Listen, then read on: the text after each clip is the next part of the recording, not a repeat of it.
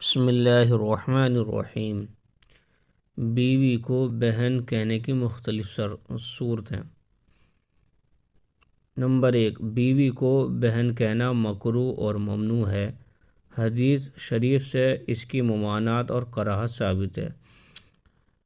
البتہ ایسا کہنے سے نہ تو طلاق ہوگی اور نہ ہی یہ زہار کے حکم میں ہے، بلکہ یہ لغو اور بیکار اور ناپسندیدہ بات ہے جس سے بچنا ضروری ہے۔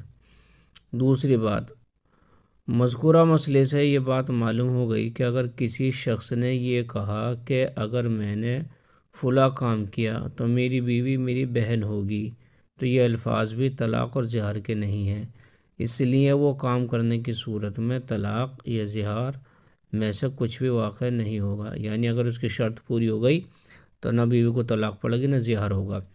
البتہ ایسا کہنا برا اور ناپسندیدہ ہے، اس سے بچنا چاہیے۔ یہی حکم شوہر کے ان الفاظ کا بھی ہے کہ شوہر بیوی کو کہے کہ 1 2 3 تم میری ماں بہن ہو، یا اگر تم نے فلاں کام کیا تو تم میری ماں بہن ہوگی۔